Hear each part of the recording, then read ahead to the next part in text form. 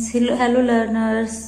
मैं मनीषा तोमर आज आपके लोगों के साथ डिस्कस करूंगी अकरेंस ऑफ मेटल्स। ये क्लास 10th का chapter number metals and non metals चल रहा है, जिसमें मैं एनसीईआरटी का कंप्लीट एक्सप्लेनेशन कर रही हूँ। और यहाँ पे आज मैं आप लोगों के साथ डिस्कस करूंगी occurrence of metals. My dear students, अगर आपको ये वीडियोस पसंद आ रही हैं तो आप मेरी वीडियोस को लाइक करें, सब्सक्राइब करें मेरे चैनल को और वीडियोस को शेयर करें विद योर फ्रेंड्स। तो आज मैं बात करूंगी अकरेंस ऑफ मेटल्स। कहाँ मिलते हैं मेटल्स?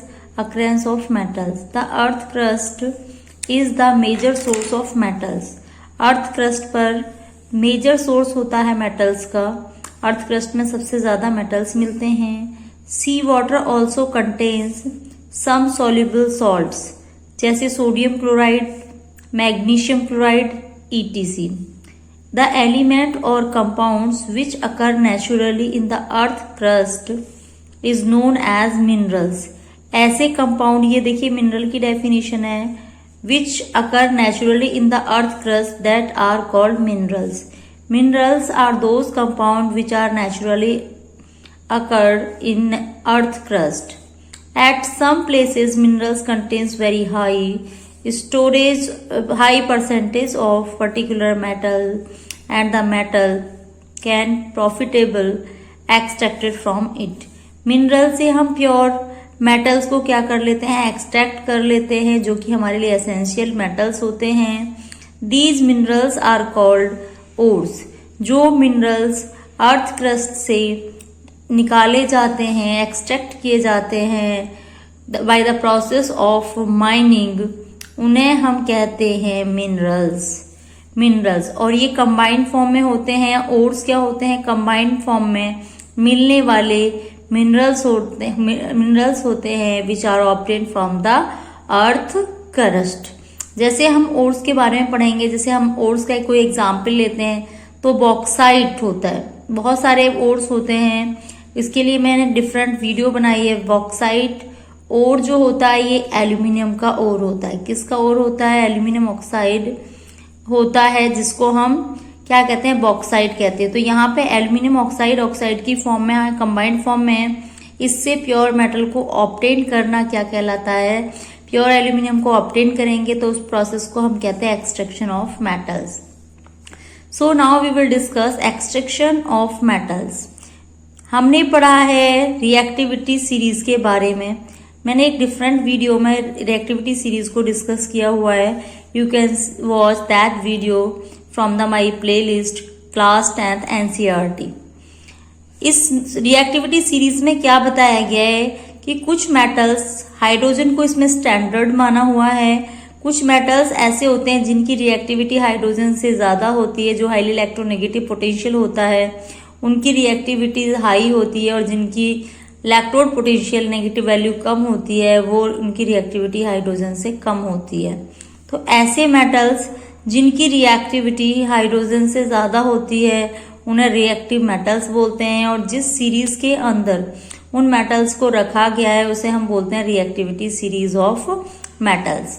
तो यहाँ पे हम जानेंगे इस रिएक्टिविटी सीरीज से कि हम मेटल्स को कैसे अर्थ क्रस्ट से ऑब्टेन करते हैं और उन्हें फ्री स्टेट में किस तरीके से एक्सट्रैक्ट कर सकते हैं। इस सब के बारे में हम इस चैप्टर में डिस्कस करेंगे। The metals at the bottom of the reactivity series are the least reactive. जो भी बॉटम पर होते हैं, जो रिएक्टिविटी सीरीज होती है वो क्या होती है? सबसे पहले सबसे कम वैल्यू होगी। यहाँ पे मैं थोड़ा सा रिमाइंड कराना चाहूंगी एक्टिविटी सीरीज को, रिलेटिव रिएक्टिविटी ऑफ मेटल्स। देखिए ये जो रिएक्टिविटी होती है ये अप टू डाउन जाने पर इस सीरीज में डिक्रीज होती है। पोटेशियम की रिएक्टिविटी सबसे ज्यादा होती है, सोडियम की उससे कम होती है, कैल्शियम की उससे कम होती है, magnesium, aluminium, zinc, iron, lead और हाइड्रोजन से जितने भी ऊपर मेटल है उनकी रिएक्टिविटी मोर होती है। और जितने भी हाइड्रोजन से नीचे, जैसे copper, mercury, silver and gold, इनकी रिएक्टिविटी हाइड्रोजन से कम होती है और ये वैसे भी इनकी रिएक्टिविटी कम होती है। तो on the basis of reactivity series, इसके लिए मैंने एक डिफरेंट वीडियो आपको एक्सप्लेन की हुई है। वी कैन से कि कौन सा मेटल हम कैसे एक्सट्रैक्ट करेंगे। रिएक्टिविटी सीरीज के बेसिस पे हमने पाया कि कुछ मेटल जैसे गोल्ड, सिल्वर, प्लेटिनम, कॉपर जो कि हाइड्रोजन से कम रिएक्टिव होते हैं, हाइड्रोजन से लोअर रखे गए हैं एक्टिविटी सीरीज में, they are not very much reactive, और इसीलिए ये एनवायरनमेंट के अंदर, एटमॉस्फेयर के अंदर फ्री स्टेट में भी मिल जाते हैं। Copper and silver are also found in the combined state of their sulphides और ऑक्साइड ओर्स। जो कॉपर और सिल्वर होते हैं ये कंबाइंड फॉर्म में भी मिलती हैं, जबकि इनकी रिएक्टिविटी कम होती है, फिर भी ये ओर की फॉर्म में एटमॉस्फेयर में, एनवायरनमेंट में मिलती हैं, सल्फाइड एंड ऑक्साइड ओर की फॉर्म में। The metals at the top of the active series, जैसे पोटेशियम में अभी मैंने आपको रिएक्टिविटी सीरीज दिखाई, are so reactive that they are never found in nature as free elements. ये इनकी रिएक्टिविटी जो भी मैंने आपको अभी सोडियम, पोटेशियम, कैल्शियम, मैग्नीशियम वगैरह दिखाए, जो हाइड्रोजन से ऊपर रखा गया जिन्हें रिएक्टिव सीरीज में इनकी रिएक्टिविटी बहुत ज्यादा होती है, इसीलिए ये नेचर में फ्री स्टेट में नहीं मिलते हैं। The elements in the middle of active series जैसे जिंक, फेरस, आयरन, लेड, ये मॉडरेटली रिएक्टिव होते हैं, जबकि कॉपर, गोल्ड, सिल्वर ये बहुत ही लीस्ट रिएक्टिव होते हैं।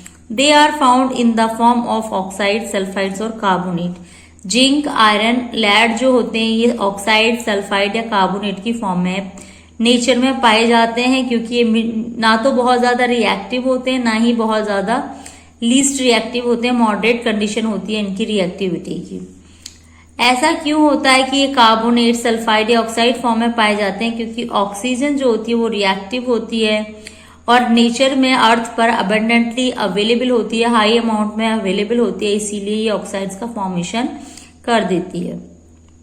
On the basis of reactivity we can classify groups metals into the following categories. Metals at low reactivity, कुछ मेटल्स जो होते हैं उनकी रिएक्टिविटी वेरी लो होती है, जैसे भी मैंने बताया आपको गोल्ड, प्लैटिनम वगैरह होते हैं। कुछ मेटल्स होते हैं जिनकी रिएक्टिविटी बहुत ज्यादा होती है और कुछ मेटल ऐसे होते हैं जिनकी मीडियम रिएक्टिविटी होती है, जैसे जिंक, आयरन, लेड होते हैं। ठीक है, तो यहाँ पे हमने बात करी कि मेटल्स को हम रिएक्टिविटी के बेसिस पर 3 कैटेगरीज में क्लासीफाई कर सकते हैं: low reactive metals, moderate reactive metals and very high reactive metals. अब देखिए डिफरेंट टेक्निक्स यूज की जाती हैं, इसलिए obtain metals, pure metal obtain करने के लिए डिफरेंट टेक्निक्स यूज की जाती हैं, जिससे हम प्योर मेटल को ऑब्टेन कर लेते हैं, जिसके लिए सेवरल स्टेप होते हैं। एक्सट्रैक्शन ऑफ प्योर मेटल के लिए डिफरेंट स्टेप यूज किए जाते हैं, स्टेप्स में ओर्स को प्योर मेटल में कन्वर्ट किया जाता है। यहाँ पे हम इस फ्लो डायग्राम से देखेंगे, एनसीईआरटी में हमें दिखाया गया है कि activity series of relative metals बताइए सबसे पहले यहाँ पे साइड में कि किसकी कितनी होती है, जो मैं ऑलरेडी आप लोगों को डिस्कस कर चुकी हूँ। और यहाँ पे हम ओर्स को कैसे प्योर मेटल में कन्वर्ट करेंगे, ये फ्लो चार्ट की हेल्प से हमें दिखाया गया है। देखिए जो ओर होते हैं सबसे पहले हम उनका करते हैं कॉन्सेंट्रेशन ऑफ ओर। कॉन्सेंट्रेशन का मतलब होता है ड्राई करना ओर को, कॉन्सेंट्रेशन ऑफ ओर। फिर जो मेटल जिनकी रिएक्टिविटी ज्यादा होती है, मीडियम रिएक्टिविटी होती है, लो रिएक्टिविटी है, यानी कि separation of ores on the basis of their reactivity, metallic reactivity. तो ऐसे मेटल ओर्स जिनकी रिएक्टिविटी, जिनमें जो एलिमेंट मेटल्स पाए जाते हैं उनकी रिएक्टिविटी बहुत ज्यादा होती है, मीडियम होती है और लो होती है, 3 कैटेगरीज में क्लासीफाई कर लेते हैं। जो बहुत ज्यादा रिएक्टिव होते हैं उनसे हम प्योर मेटल को ऑब्टेन करने के लिए जो मेथड यूज करते हैं that will be electrolysis of molten ore. जो मोल्टन मतलब क्या होता है, जो पिघला हुआ ओर होता है उसका इलेक्ट्रोलाइसिस करके हम प्योर मेटल को ऑब्टेन कर लेते हैं। मेटल्स ऑफ मीडियम रिएक्टिविटी जो होते हैं उनको हम 2 तरीके के मेटल हो सकते हैं, वो कार्बोनेट ओर हो सकते हैं या सल्फाइड ओर हो सकते हैं, जिनको हम सेपरेट करने के लिए कार्बोनेट और सल्फाइड ओर्स को सेपरेट करने के लिए कार्बोनेट और सल्फाइड को क्या करते हैं, कार्बोनेट ओर का कैल्सिनेशन करते हैं और सल्फाइड ओर की रोस्टिंग करते हैं। देखिए कैल्सिनेशन और रोस्टिंग आप समझ रहे होंगे, इनको ड्राई करना, इनको ड्राई फॉर्म में कन्वर्ट करना। अब इन प्रोसेस से जब कैल्सिनेशन और रोस्टिंग हो जाती है कार्बोनेट या सल्फाइड ओर की, तो उससे हमें ऑक्साइड्स ऑफ मेटल मिलते हैं और उनका रिडक्शन होता है मेटल्स का, रिडक्शन टू मेटल्स में हो जाता है, मेटल प्राप्त होते हैं और प्यूरिफिकेशन ऑफ मेटल कर लेते हैं उसके बाद में। तो ये जो प्रोसेस होती है जिसमें कैल्सिनेशन, रोस्टिंग होती है कार्बोनेट और सल्फाइड की, जिससे ऑक्साइड का फॉर्मेशन होता है, जिससे मेटल का रिडक्शन होता है और लास्ट में हमें प्योर मेटल मिल जाता है। ये मीडियम जो मेटल्स होते हैं, मीडियम मेटल्स होते हैं, मीडियम रिएक्टिव मेटल्स होते हैं, उनके लिए कंडीशन एप्लीकेबल होती है। थर्ड क्वालिटी होती है लो रिएक्टिव मेटल्स के लिए, जिसमें सल्फाइड के ओर पाए जाते हैं, जिनकी रोस्टिंग की जाती है। रोस्ट करना बच्चों आप जानते ही होंगे, उनको ड्राई करना, फिर उन मेटल से उनसे मेटल मिलता है जिसकी रिफाइनिंग करके हमें प्योर फॉर्म में मेटल मिल जाता है। तो this flow diagram is very essential for you for understanding how can we obtain pure metals from the ores. Now we will discuss enrichment of ores. आगे एनसीईआरटी बताती है कि एनरिचमेंट ऑफ ओर्स क्या होता है। जो अर्थ पर यूजुअली कंटामिनेटेड होते हैं लार्ज अमाउंट में इम्प्योरिटी से, सॉइल की और सैंड की, उसे हम गैंग कहते हैं। It's a very important point. Gang क्या होता है, जो ओर्स होते हैं उनको जब हम एक्सट्रैक्शन करते हैं तो बहुत सारी इम्प्योरिटीज उसमें मिक्स होती हैं, जैसे सैंड या सॉइल होती है, उन इम्प्योरिटीज को हम गैंग कहते हैं, जिनको रिमूव करने के लिए हम सबसे पहले क्या करते हैं, एक्सट्रैक्शन ऑफ मेटल करते हैं। जो प्रोसेस हम यूज करते हैं, the process used for the removing of gangue from the base on the difference between the physical or chemical properties of the gangue and all different separate techniques are accompanied accordingly employs। यहाँ पे हम करते हैं कि जो ores होते हैं उनको प्योरीफाई करने के लिए डिफरेंट टेक्निक्स का यूज करते हैं। Extraction of metals low in active series, जिनकी रिएक्टिविटी कम होती है, लो होते हैं एक्टिव सीरीज में, उनको एक्सट्रैक्ट करने के लिए हमें बताया है कि मेटल्स जिनकी एक्टिविटी सीरीज में लो होती है वो वेरी अनरिएक्टिव होते हैं, means they are very least reactive. The oxide of these metals can be reduced to metal by liberating by heating alone. जो मेटल्स ऑक्साइड्स मेटल्स होते हैं, जो ऑक्साइड फॉर्म में मिलते हैं मेटल्स, उनको रिड्यूस करते हैं बाय हीटिंग। मेटल्स को हीट करके, अकेला हीट करके रिड्यूस करते हैं। जैसे सिनेबार में बच्चों और होता है मरकरी का, जिसको हम HgS कहते हैं, यहाँ पे दिया है एक मरकरी का और है, जिससे अगर हम हीट करते हैं तो जो हीटेड एयर में हीट करते हैं तो it first converted into mercury oxide और लास्ट में मर्क्यूरिक ऑक्साइड होगा वो रिड्यूस हो जाएगा मरकरी में ऑन फर्दर हीटिंग। देखिए यहाँ पे मरकरी को ऑक्सीजन की प्रेजेंस में हीट किया तो हमें मर्क्यूरिक ऑक्साइड मिलता है और इस मर्क्यूरिक ऑक्साइड को फर्दर हीट करने से हमें प्योर मरकरी मिलती है। Copper which is found in cuprous sulphide in nature can be obtained from its ore by just heating in air। यहाँ पे देखिए क्यूप्रस सल्फेट दिया हुआ है, इसकी ऑक्सीजन से रिएक्शन करते हैं, हीट करते हैं तो क्यूप्रिक ऑक्साइड मिलता है और इस क्यूप्रिक ऑक्साइड की अगर सल्फाइड से रिएक्शन करते हैं के साथ हीट करते हैं तो दोबारा से हमें प्योर कॉपर मिलता है प्लस सल्फर डाइऑक्साइड रिलीज हो जाती है। Now we will discuss extracting metals in middle of the activity series। Metals जो मिडल में होते हैं उनकी रिएक्टिविटी सीरीज, जैसे zinc, iron, zinc, lead, copper जो बताए थे, इनकी जो रिएक्टिविटी होती है वो मॉडरेट होती है, neither very high nor very least. These are usually present in sulphide. ये जो मीडियम वाले होते हैं जनरली सल्फाइड या कार्बोनेट की फॉर्म में मिलते हैं नेचर में। it is easier to obtain a metal from its oxide।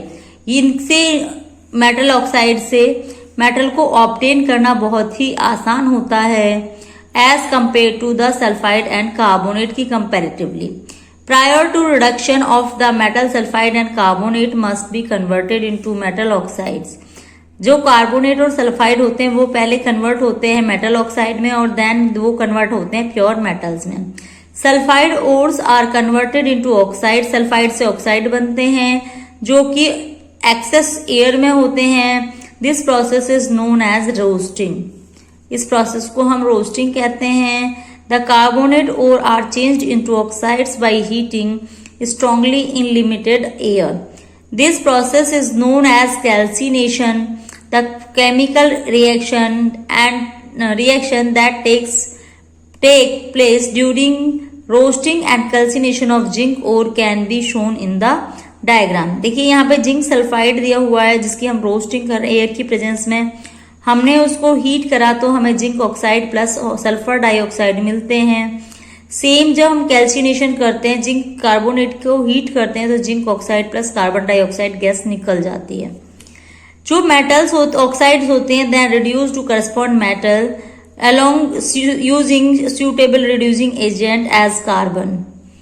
For example when the zinc oxide को अगर आप हीट कर रहे हो carbon with carbon it reduce to the metal zinc. तो यहाँ पे जिंक ऑक्साइड को अगर आप कार्बन के साथ रिएक्ट करा रहे हो तो जिंक प्लस कार्बन मोनोक्साइड बनती है। और ये जो प्रोसेस होती है ऑक्सीडेशन और रिडक्शन एक्सप्लेन्ड इन द, जो इसमें क्या होती है ऑक्सीडेशन और रिडक्शन होता है। यहाँ जिंक ऑक्साइड से जिंक में रिडक्शन हो रहा है और कार्बन का कार्बन डाइऑक्साइड में ऑक्सीडेशन हो रहा है। तो यहाँ पे बताया गया है कि बिसाइड यूजिंग कार्बन या coke to reduce metal oxide to metals, sometime displacement reaction can also be used. Highly reactive metals such as sodium, calcium, aluminum are used as reducing agent. कैसे यूज होते हैं? As a reduce. अब यहाँ पे देखिए, आप देखिए यहाँ पे मैग्नीज ऑक्साइड है जिसको हम एल्यूमिनियम पाउडर के साथ रिएक्ट करा रहे हैं। Manganese pure metal plus alumina plus heat बनती है। तो ऐसे सब्सटेंस जो होते हैं उनमें ऑक्सीडेशन और रिडक्शन दोनों होते हैं। आप मुझे कमेंट बॉक्स में इस रिएक्शन में बताएं कि किस पार्ट का ऑक्सीडेशन हो रहा है और किस पार्ट का रिडक्शन हो रहा है। चलिए this displacement reaction are highly exothermic. ये जो अब ऊपर रिएक्शन दे रखी है ये एक्सोथर्मिक रिएक्शन होती है। एक्सोथर्मिक रिएक्शन वो रिएक्शन होती हैं जिनमें जब हम रिएक्टेंट की रिएक्शन कराते हैं तो हाई अमाउंट में एनर्जी एब्जॉर्ब करते हैं और क्या बनाते हैं, न्यू प्रोडक्ट बनाते हैं, प्लस बहुत ज्यादा अमाउंट में एनर्जी लिबरेट करते हैं। लिबरेशन ऑफ एनर्जी या heat in any reaction is called exothermic reaction. और अगर कोई रिएक्शन कंप्लीट होती है एनर्जी लेकर एब्जॉर्ब करके तो उसे हम बोलते हैं absorption of reactant. Now reaction of iron third oxide. अब देखिए यहाँ पे एक और एग्जाम्पल दिया है जिसमें आपको बताया थर्माइट रिएक्शन।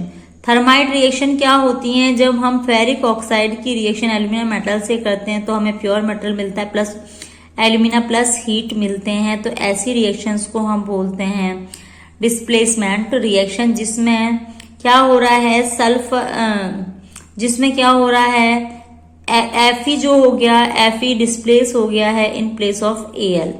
ठीक है। Extracting metal towards the top of the active series. कैसे हम मेटल्स को क्या करेंगे, एक्सट्रैक्ट करेंगे टॉप ऑफ द सीरीज में। तो यहाँ पे हमने बताया था आपको कौन सा मेथड यूज करेंगे, हम इलेक्ट्रोलाइसिस मेथड यूज करेंगे। हम पढ़ेंगे कि कैसे हम मेटल को एक्सट्रैक्ट कर सकते हैं एक्टिविटी सीरीज के आधार पर। The metals high up in the reactivity series are very reactive होते हैं, obtain from their compounds by heating with carbon. ऐसे कंपाउंड को कार्बन के साथ हीट करके प्योर मेटल को ऑब्टेन किया जाता है। For carbon can not reduce the oxides of sodium magnesium. Carbon जो होता है वो रिड्यूस नहीं करता है oxides of sodium magnesium, calcium, aluminium etcetera metals को रिड्यूस नहीं करता है to the respective metals. This is because these metals have more affinity for oxygen than carbon. क्योंकि इन मेटल की जो एफिनिटी होती है वो ज्यादा होती है कार्बन से ऑक्सीजन की। These metals are obtain from the by the electric reduction. इसके लिए कौन सा मेटल्स को ऑब्टेन करने के लिए इलेक्ट्रोलाइटिक रिडक्शन मेथड यूज करते हैं, जैसे सोडियम हो गया, मैग्नीशियम, कैल्शियम। इन मेटल्स को प्योर फॉर्म में ऑब्टेन करने के लिए हमें कौन सा मेथड यूज करना होता है? इलेक्ट्रोलाइटिक रिडक्शन मेथड, जिसमें हमारे नेगेटिवली चार्ज इलेक्ट्रोड होता है जिसे हम कैथोड कहते हैं, और वहां से क्लोरीन लिबरेट होती है और आयोडीन उसकी जगह रहती है। The positive charge electrode reactions किस टाइप से? At cathode sodium is oxidise into sodium ion, not oxidise, reduce, and chloride ion is oxidised into chlorine gas. अब देखिए, aluminium is obtain from the electrolytic reduction of oxide. Aluminium किससे obtain होती है? Electrolytic reduction of aluminium oxide, और आज की date में इसको हम डिफरेंट पर्पसेस में यूज करते हैं। रिफाइनिंग ऑफ मेटल्स हम यहाँ पे देखेंगे। रिफाइनिंग ऑफ मेटल्स में क्या बताया हुआ है? The metals produce by the various production process described above are not pure, they contains impurities which must be removed to obtain pure metals। Pure metal obtain करने के लिए जो प्योर प्रोसेस यूज की जाती है इम्प्योरिटीज निकाल के और से प्योर मेटल ऑब्टेन करने के लिए उसे बोलते हैं इलेक्ट्रोलाइटिक रिफाइनिंग, उसे बोलते हैं हम रिफाइनिंग। और यहाँ पे क्योंकि इलेक्ट्रोलाइटिक मेथड यूज हो रहा है इसीलिए इसको बोलते हैं इलेक्ट्रोलाइटिक रिफाइनिंग। अब ये इलेक्ट्रोलाइटिक रिफाइनिंग होती क्या है, क्या होता है इसमें? मैनी मेटल जैसे कॉपर हो गया, tin, nickel, silver, gold are refined electrolytically. This process के थ्रू इनको हम रिफाइन कर सकते हैं, प्योर कर सकते हैं।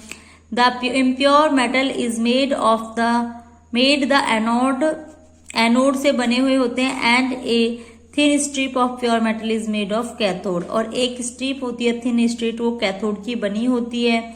Solution of metal salt is used as an electrolyte, use होता है किसका? स्ट्रिप्स मेटल्स की। और एक solution the metal salt is use, electrolyte use होता है। The apparatus set as shown, जो आपको फिगर में दिखा रखा है कैसे सेट कर रखे हैं एपरेटस को। Let's learn next. डिपोजिट हो जाते हैं कैथोड पे the solution impurity, soluble impurities जो होती हैं वो सॉल्यूशन में अलग हो जाती हैं, जबकि इनसॉल्युबल इम्प्योरिटीज को हम सेपरेट करते हैं बॉटम से, और हम इस प्रोसेस को बोलते हैं एनोड मड।